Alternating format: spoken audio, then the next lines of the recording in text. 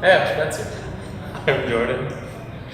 You're Spencer, right? Yeah. I'm Jonathon. Nice to meet you, too, Spencer. What genre of music do you guys consider your work to be, and who are some of your influences? I think for our genre of music, like I usually just go with like indie psychedelic rock, and because I think that encompasses us putting in a bunch of different influences from like very varied like backgrounds and Very, very. yeah. It's a very vague genre anyway, Catch-all. too. So yeah, it helps us express all those. It's almost like alternative. Yeah. It's like, Yeah. what does it mean? Yeah. What do we like? And so like our like band wise, we draw a lot of influence from. For me, it's like Beatles, but like the White Album Beatles, like Please Please Me or anything. But I mean, this Later Beatles. later Beatles, right? So more experimental stuff. Big influence for me is like George Martin and the way he orchestrates all the instruments, and then like the way he produces and everything like that.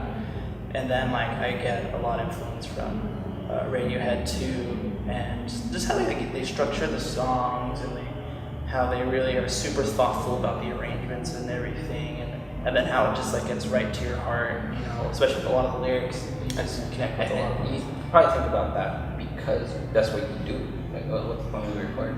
So Yeah. I think it's very much more in the moment too. Like I was when we were recording this stuff, I was really into like the Conan Moxon recordings, like Kendrick Lamar and stuff. And although like the style of music isn't there, like the production, we pull from different areas. Yeah. So like Production techniques. writing, like Jeff Buckley was very important to me and stuff like that. It just depends on where we're at. Yeah.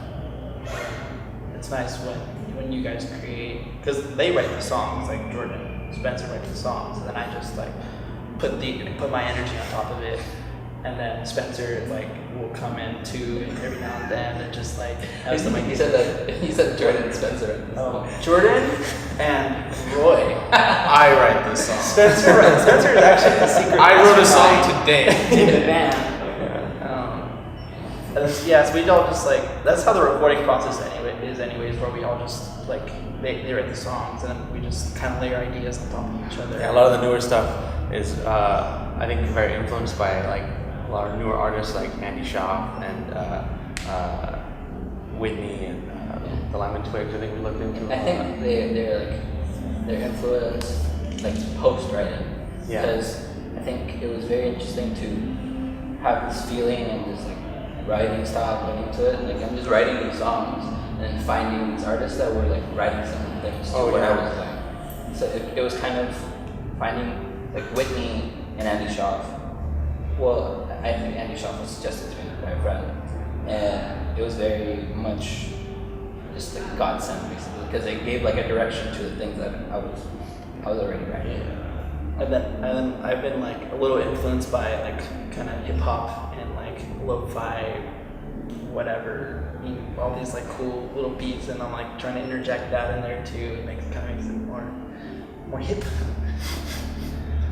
I try to bring the hop to it. Yeah. Yeah. Lots of things. I It's bring very the quick. beats to study too. Oh my god. It's, live now. Watch this stream. Yeah. How long have all of you known each other, and how did you guys meet? John, Jordan, and I have known each other for about 5 years, a little bit more, like 5 years and a half. Yeah. Because I came into the band at the end of 2012. Yeah, I've known him since I was like, I want to say I was in high school, like a sophomore. I want to say I was like 15 or 16 when I met you. Something like that. Yeah, I couldn't even drive yet. Yeah, it's been a while. That's right, because we wrote songs where the lyrics Well, were we couldn't about drive. Yeah, driving. we wrote this song talking about how we can't take a girl out on a date, and it was really sad. It was frustrating. So But yeah, we've known each other. Yeah, for that's a a while. long one. I forgot what it was called. I had. Did I? You never played it with us. It was just a while back. I forgot. I don't remember. That sounds fun. Yeah, and then And then we've.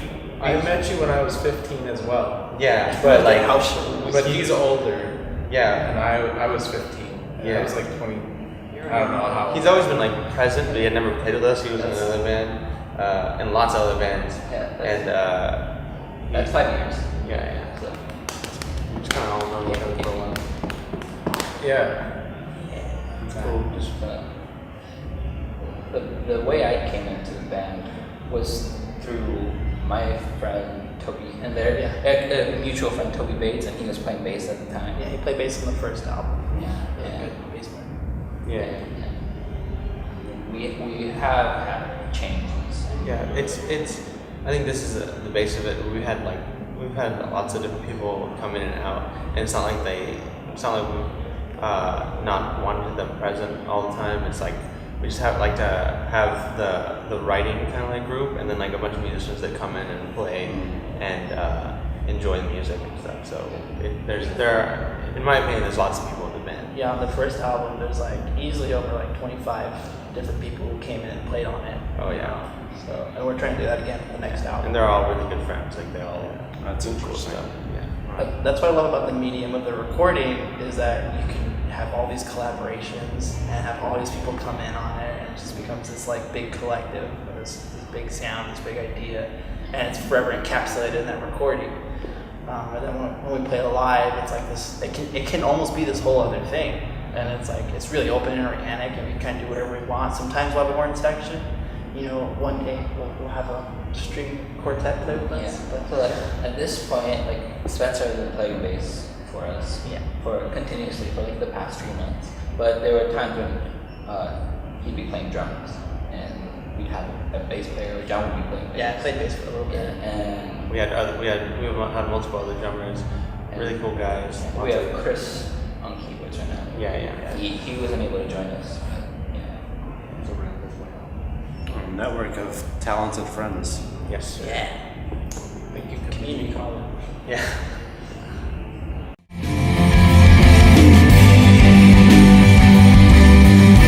Well, I've been waiting for the day when your heart feels fine. We've been drinking from the trees and then roll grapevines, standing in golden wastelands. So where have you guys performed? We've performed all over California, and we've hit up Portland. Yeah, we played in Portland. Yeah, we've done 3 tours technically, 2 like longer ones, 1 2-week, 1 week, and then 1 weekend. And we've gone all the way to Portland. We basically ruled those guys. Yeah, there's a bunch of places up in like North California that we like to play. We play a lot of places in the IE just because we live here. But Yeah. So, where are some of your favorite and least favorite venues? Number 1, we always gotta rep DBA. Yeah. 256 Main Street. Downtown Pomona. Yeah, they have been giving us shows like since probably like November of 2017, continuously hitting us up. yeah. And Yeah, they're asking really us- fun. They got lots of cool like sound guys and stuff like that. They're all really nice. We they actually got- met a sound guy that we're working with on Yeah. our album right now. Yeah, the guy that's helping us with our album works there. You know, it's, Yeah, shout out to Austin. and they pay the artist, which is Yes, rare around very here. rare. Yeah, Even if it's just a little bit, it helps a lot. We just like the guys. definitely. Yeah. But yeah, there's lots of cool places. I remember Rest in Peace, the No in Portland. That was really cool. Oh, that one was tight. And Honestly, I think some of my favorites are a bunch of like places that aren't really venues, just like the little tiny places that we play. Like some houses have been really cool. I remember our friend Juan used to, or still kind of does, run this thing called Live on Center in Rancho Cucamonga, and it's just basically LOC. He kind of does a bunch of like cool backyard shows with lots of really good bands. He started playing at setting those up at like the Flyaway at the Box as well. But yeah, he's a really cool dude, and he's helped us out a lot. I remember for a long time, my favorite show was the show we did for Katie at the Pomona. It was just like Oh yeah, I don't know what those buildings are called. But Yeah. like, you can just rent them out. Yeah. And he had an art show, and it was really late. I remember. It was like I'm pretty sure it was the next day we were playing, and they had a fog machine. Yeah, it was really And lights and good sound system and everything. good stuff. Yeah. So what's like a horror side of venue or experience you not enjoying it? I love backyard shows, But then you also hate that. but then I also hate backyard shows. This one time, we played this place where the stage we played on was made of fences and old doors, John's and backyard. we almost No. we almost like I felt like I was It was gonna always die. like- It was like the most unstable. Like Level. it was like I think where my 2-3 doors. My drums was sitting on was like a freezer door or something Yeah. like that. And then people were straight up doing nos in the backyard. Oh my god, yeah. And like I was so embarrassed because I brought my like trumpet player friend Sean. He likes to play classical and like, jazz and everything. But I was just like, Yeah, sorry, like, dude. they were Want trying to beer? they're just trying to figure out how to put lights on them. Yeah, they were Like, like, dude, you got the keys to the house? Like, there's no lights out here, dog. there's somebody. It's like, no one even got here. It's just Yeah. I know like there are some like LA venues that like the only like opportunity they'll give you is like a noon spot. Oh my god, those are Thursday. Yeah. Like on a Friday. Tuesday, it's like, ooh, you wanna play in LA at noon on Tuesday? And I was like, fuck Team Reaction, I can call them out. And fuck all the Yeah. data plays. Oh my god. What's that one It's- lady's name that's always hitting us up? And she's like, It's so. you know what I'm talking about? It was like Oh, there's this Martha one- something. There's this company that always hits us up, and they're like, oh, we have all these shows. There's so many companies like this. Yeah, Like, and we it's have all like- these shows you can come It's play like at. sell 30 tickets Oh. for $12. Sell It's like- only 30 Yeah, tickets. and then we'll give you 65. Bill tickets. Booker. Bill Bill Booker's Booker's getting called out. Stop Bill Booker. It's not even like an Eventbrite page where they can go online and buy the tickets. You're like literally gonna have to hand deliver these tickets Yeah. to people. And they do. And it's like Pay to play ain't cool. Pay to it's play like the ain't cool. whole job experience thing where it's like you need a job experience to get this job, and it's like but I don't have job experience. So how do I get the job? And then it's like I don't have fans in LA. So how am I gonna play in LA if I don't have fans? Because the venue is asking how many people can you bring to the show? It's like And one how can I time. get fans in LA if I don't play LA? It's some dumb stuff. That's cool. Well, That's what what do you guys have any upcoming shows? We have a couple. We have on August 24th, we're playing with Group Photos and the Licks on the Pomona rooftop tower. Yeah. Fire upstairs, flyway. Yeah, they were calling it Is it the rooftop top? Yeah. Ooh, outside? Yeah. Guessing. The, You just found out about the show. I thought it was inside. I think it's on. I hope it's outside. That's what's tight. That's tight. Yeah, so that one, they want us to have a lot of people there, so be there. What was the one? August 24th, yeah. And then September 9th, we're going to be playing in downtown Pomona at O'Donovan's. Oh, right. With With some friends from up north. Yeah, we're going to Like have Vincent Randazzo is going to come down. from Monterey. Monterey. And we're going to be playing some stuff with him. Like, we're going to be his backup band. Yeah, we're gonna be his backup band. And our friends from Portland on Drugs, they're going to be in town. Yeah. I think they're part of the tour. It's gonna be really cool though. Yes, sir. Do you feel your band's tone has changed over the years? It definitely has. I remember when I came into the band, there was like a very established sound of like almost pop punk, but also very indie, but very hardcore. But very almost pop punk, definitely indie, very hardcore. Yeah, at least for me, because like Yeah. I'm not into like the pop punk or anything. So like, But you like the Crips? no, that's not pop punk. That's just You like Mike. Mike? That's just You like indie. Michael Romance? That's emo. And like the Cribs are like just indie punk, and that's very different. Our tone has definitely changed because of how many people get involved. Every time one person goes or another person comes in, where we kind of like everything changes because they'll bring a whole different like feel to it, and we'll just like manipulate our sound to whatever We've grown as musicians. Yeah, and every time he like 2-3 years ago started learning about like synthesizers. So when that happened, like lots of stuff changed. Yeah, and then like around the same time, I think I got into pedals like first. I lots of pedals and big pedals and small pedals and medium pedals. But And- now, one of all sizes. Pedals are dead. But now pedals are dead. Yeah, now I don't use pedals, so that's like no, a now big difference. that's a cool thing. Lately, we've all like experimented with not using like any alteration to anything, just our natural sound, and really trying to figure out how to like make what we want things to sound like with just like the instrument itself. Yeah, especially like it's really like cool. when we play older songs that did have like those effects. It's like how can we get those? Yeah, it's just My pedal board over the years, you know. and even like we've grown as musicians and we've learned and we've gotten like at least personally I started liking it a lot.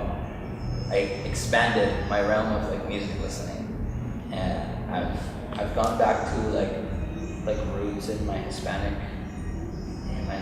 roots and listening to like boleros and just the trios in particular, and that has definitely influenced like the new stuff and even just the way I play the old stuff and like the newer versions. And I think for the last album was just like, we have all these ideas, let's get them out, let's do it, let's make an album. And then this one's kind of like, okay, we're just chilling out. It's a little more, definitely a lot more minimalist. Yeah, a lot more focused, definitely. I got very trigger happy with the pedals, so like I felt the need to step back, cut them all completely, and like really, what does my guitar sound like? And what am I actually playing? It's like it gets so lost in the pedals. Don't get lost in the pedals. Lost in sauce. How often do you guys practice, and what actually gets done during these practice sessions? Like technically, right now, we don't practice. We just finished like a little tour thing, and that's kind of like hardcore practicing because we're just kind of playing all the time, and it was really cool because we got really connected like musically, and we're able to kind of feel each other out, and we're at a point where when we play shows, we kind of know what each other are gonna do, so practice has kind of gone to the wayside a little bit. We want to get back on it because improvement's always cool. But yeah, like what we used to do is like we'd sit for like maybe like 4 hours and do like long sessions of like going through the songs and trying to get everything really tight, and then just focusing on like the vocal parts and making sure all our harmonies are nice and pretty sounding. And John and our bass player used to have like just sessions where they would practice by themselves and make sure the rhythm section is cool. I don't know, just whatever we needed to tighten up, analyzing it and really going for it. I think a lot of the practices that are going to be now, and like even before tour, it was like to get the new songs ready. Because there's also like older songs that I guess we would need to practice now that would need to be like redefined. I mean, the way we play live, I think the practice needs to be different because we like to play things differently every time we play. So it's not so much about understanding like a structure of a song or like how we wrote the song. It's more kind of getting comfortable with each other and knowing kind of like all the little things that we all like musical antics and all the little things we like to do. To give each other. Yeah, just really understanding that and trying to play with that. That's my favorite thing about our music and our live performance is that it very much has the jazz spirit of spontaneous improvisation. Very It's spontaneous creation with each other, and we really work off each other's energy. And it's so cool because we have this form and this skeleton, and then every time we just get to we improvise the performance in the sense that we input that energy every single time, because that's the thing about performing is that you have to improvise the performance aspect every single time. The music's there, yeah, it's great, but like the performance there, you need to create that moment every single time. Because I know like we get it often that it's like every time I see you, it's completely different. And like to us, like when we're playing it, it's like we're going through the song, this is what we do, but we just have like an innate nature, I guess, to this point, to just play it differently. Also, I just don't want to get bored playing this song. Oh yeah. Gotta have fun. It's so easy to get bored. Keeps it alive. I know Spencer's point with playing music is to have fun. I feel like only play music for fun. If it ever stops being fun, I'm out. I'm out, dude. That's it. Only play music for fun. Dear everyone. Dear everyone. Any bands that are asking you to be in the bands, y'all better be having fun. I'll play in any band. That's fun. That's fun. That's fun. Like, Would you play in fun? I was The band. fun. Oh shit, no. That's don't undo that. Fun is not fun. That's not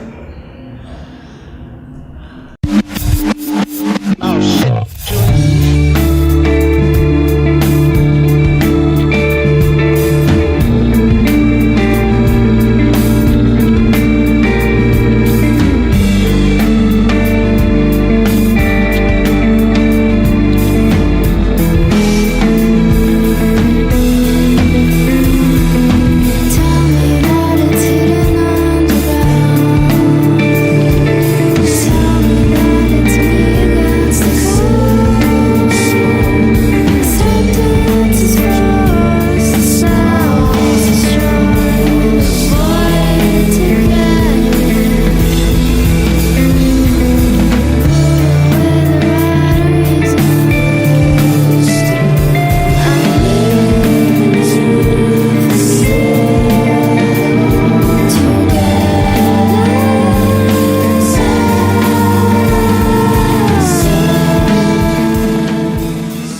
So are you guys working on anything new? We Yes, yeah, we're working on, like we said earlier, with our friend Austin here in Chino. He's helped us record, I guess, our like new album / EP thing, whatever it's gonna be. Is it an album? It's gonna be an album, and yeah, just a bunch of songs me and Roy kind of put together. I think it's a lot less. Our older stuff was a lot more like big idea and very like large like religion and like political fields on what we were talking about. This Yeah. time around it was a lot more just kind of like precise and specific, a little more emotional, I think. Yeah, the way I think about it, it's like the older songs. It's like I was talking about something that I believed in, and perhaps like a feeling, but it was like a big idea that I was tackling on, and like my feelings on religion, God, or like just life in general. And with the new songs, I decided that I would be comfortable enough to talk about my feelings and like the situations I was going through. That like I was upset and I was mad at the time of writing a lot of it, and upset with like different people and at myself. And I usually like for the longest time, like ever since I started writing, it was always like, don't write about your feelings, because what it came out was like very cheesy, and like I didn't enjoy it, and it was like very like of the time, you know. Like so like when I would like try to like play back or like read it back, like read those lyrics, it would be like, well, I don't feel like that anymore, so like I don't want to put that into a song, and I would never bring that to the band. This time around, I took very careful like time and space and thought into like just putting my feelings into words in a way that I would feel comfortable going back to it time and time again, and but I'd still be able to share like that human side to the people who connect. The lyrics before were very like, I think everyone was very like frustrated and angry, and everything was like really like tell you what to do type like lyricism, and like you're wrong and we're right. And this time around, like it's the same for me as well. It's like all the lyrics I'm writing are a lot more like introspective and trying to understand like myself rather than trying to like judge, and also being a little more open to other types of people and ideas, and just kind of being expressive rather than judgmental. Like even the name of the first album, the trilogy, like is to like I guess to parallel or to like mirror like us talking about different issues that we saw in the world or like in society. Kind of, it's like that album serves like very much as like a commentary on our communities, or I guess what we're going through, at the time, and so it was like it was not about our feelings. It was more of like, hey, this is what's happening. It's kind of like you're intellectualizing your feelings. You're not really existing in the moment of. I think that's the better way to say it. A sensation or just like existing inside your body. You're abstracting all these concepts and intellectualizing them and projecting them outward and making commentary on them. And that's what I feel like the first album was. And what's nice is that the second album, it's just there's a dichotomy, right? Just internal, external. So the next album's more internal, and I think that's really nice. But the thing is that it all comes from somewhere. Whether you're looking at the outside world and making commentary, or you're looking inward and making commentary, both of them are absolutely necessary, and they're what make you kind of human and everything. And I think that's what's really cool about it, is where we can go from this whole range of emotions, and because we are our emotions, we're our intellect, our intelligence, we're our will, and everything in our spirit. I think so. I think that's what's beautiful about it. The music's really cool too. It's all a lot more, like we expressed earlier, it's a lot more precise and focused rather than trying to jump from like our other album has like thousands of parts and like different little things that we're putting in there, kind of in a way just to put it in there, just because we can. And this time it's track like 13 had easily over 120 tracks and now we're just kind of like, but why are we putting that there? It's like I don't know. Like with that one, like I had a specific vision and I wanted it to be like very I wanted aggressive in a way. Yeah. Like just really that's progressive rock, really. Just like put this there because no one's doing it, and put that there, which is cool in its way, but like it got tired. Yeah. Well, like there's this How hard is Hell's Mix to Oh, shit no. talking so like with the new stuff, like there's one song where it's like there's times where it's just like just the guitar, and that's just what it's gonna be. Yeah. That's cool. And it just seems. But there's so much involved in just one sound. Space. Down to 3. 3, 2, 1. So where does Bad Joke want to be in 5 years? I think we're trying to start our own studio soon, where we can really work on our own music and maybe help others with production and stuff. Get a lot more heartfelt sound happening in the world, where people can focus a little more on what they really want to do rather than just kind of like settle. We really like to push musicians that we know into like doing stuff. So a nice little studio where we can produce people and music. Also continue touring, playing farther, other states, other countries. I think keep pushing.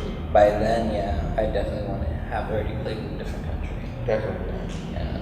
There's no, I don't know if there's a definite goal, because that kind of implies an end. And I don't really see this kind of like ending. It's just kind of like something we're going to be doing. Something I want to pass on to my children. Yeah. Well, I'll eventually die. Yeah. That's right. But bad news. End of thought. Yeah. The No thoughts. No.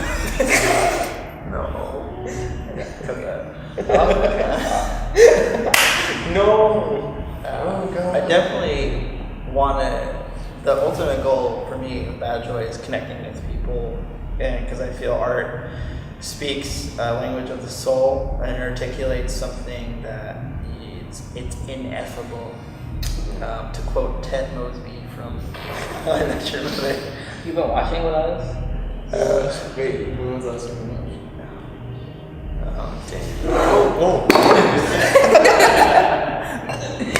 I caught it. You did. I caught it. No slow motion now. I thought it was What you were saying. because the art, whether it's theater, fine art, or music, it's the language of the soul, and people, like in high school, if you're like in theater or whatever, or just playing in sports or something, you feel this connection with somebody, like with your team, especially like in doing a fine art, because you're connecting. You know, I think like when somebody's performing, or like especially a group, their brainwaves are actually syncing up. They've done like tests and studies on that, and it's like really cool. And so it's like not only are you connecting on a biological level, but you're also connecting on this language that music speaks that somebody can't really articulate, you know. And so the goal of Bad Joy and any art is to uplift a culture or create a culture, and just connect to people. And that's one thing I'm liking about the new stuff, is that it is emotionally accessible, you know, and that's the goal of the music. I think I have a personal goal to just be able to just do this as like this is my job. You're a certain young, because at this point I don't see myself enjoying anything else in particular. Like I know I could make the best out of any situation I'm in, but ideally, this is where I want to be. And like I don't want, like, we're not a big band, and we're not one of the big bands around, but I don't want like a big success. I just want to be able to just be like headphones. And I like it being a community, and that's what the production stuff will be. You know, it's like creating our community that just, you know, just branches out. Takes a village. To raise a child. Dude, Jamaican album. Oh, it's a village to make an album. Music uplifts the culture, though. Art uplifts the culture. So, if you had any kind of musical superpowers, what would your power be? I think for me it's down to two options. Either being able to fly with my instruments, or being able to make my instruments invisible. Bro. Fucking sick. Why is that? Those are my two favorite superpowers. That's awesome. With your instrument only though, like a wand kind of thing? Like No, like I want to be able to make my instruments invisible. Yeah, I think I've chosen. That's it. That's For my me, it would actually be productive when I want to be productive, instead of watching Fallout Let's Plays on YouTube. I want that power for John too. Yeah. If John had that power, that'd be so Actually, tight. can we all change our musical power for John? Can that just be the power that we all have at the same time? I think mine, dang, it'd be tight to be like, be able to sing like really, really, really low notes, extra loud, like create black holes in your throat. Low notes that Vibrate like just a like- black hole. like really loud though, like so that people can hear. Everybody's always hype about like super high notes and like, oh, they can sing so high. Falsettos are over. Falsettos dead. High notes over. It's all about the low notes. That thick warmness. That Russian throat, those The Russian throat. throat tones. Oof. That's zero. Yes. I'm trying to hear anti-Beyonce like with the low notes. Like, where's that Mariah Carey like hit that? Put my love on top, C or put negative my love four. on bottom. -4, yeah. It's just you How about you? I'm happy. I have probably a fun already. Oh, so you're saying you already have? You already are a musical talent. You don't want Alright. you don't want the whole like Watchmen thing to happen, where your power like somehow makes life worse for you. I want to be like that dude that plays the Mario theme song with 2 guitars. But like That's That's Called like the practice. musician superpower, like Batman. Yeah, You ain't also got that. nothing, but like you just kind of actually play instruments. Batman's aight. That's tight. Bad Joy, so what's your message to the world? Bad Joy has always been kind of like this eclectic group of many people that kind of, like we've said, work together to make this kind of whole thing happen. this message is long. So it's not really a message. It's more just kind of like whoever wants to be involved and whoever wants to kind of do things, they should be able to, and Do what you just want. make sure you're doing it with like emotion and vigor, and you're not kind of being a waste to like everything else, you know. Because you know what you need to do, like on a personal level. It's like, and you definitely know what you shouldn't be doing, you know, and it's kind of, yeah. For me, it's like, I'll just give you a quote. The only antidote to shame is humility. That's something that's helping me a lot right now, and it comes from one of my favorite shows. Favorite anime. Is it an anime or it's an animated cartoon? Yes. Avatar: The Last Airbender. Your Uncle Iroh said that. Haikyuu, low-key, very dead serious about that. I have a personal message of just ice out, and I think it's a very good political message. What? As much as Ice out. Yeah. Go. It's something that I've heard a lot this weekend, and I resonate with me. Ice. Just being part of a community. Yeah, I think that's a good message to get out there. That's definitely a big thing. Just we all gotta be a community. Like crap like ice and like trying to dissolve yourself with certain types of people or groups of people just because they're borderline. Get that like it's so out of here. Yeah, it's so pointless. Like just everybody, let's work together and make things happen. Like there's no need to fall back on that crap. Empathy is one of the greatest emotions. War is bad. War is bad. War. Gentrification is also bad.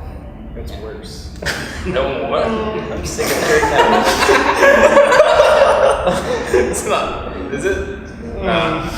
Where's that? Get your moralist framework stuff out of here. I'm here to like put like moral concepts on tears. So, You know, like what's worse? Got war. Like murder or like Murder of taxes. murder of culture? Taxes. Anyways, Read Misty of Shinkotik. Chicotek. It's everything you need. Shinkotik. Learn Spanish. It's all you need. And learn Spanish. That's all you need to do. Yeah, learn a Thank you second so language much. or a third language. That's good. So Good does- brain. All right. Well, this was an interview with Bad Joy. Thank you, gentlemen. Peace.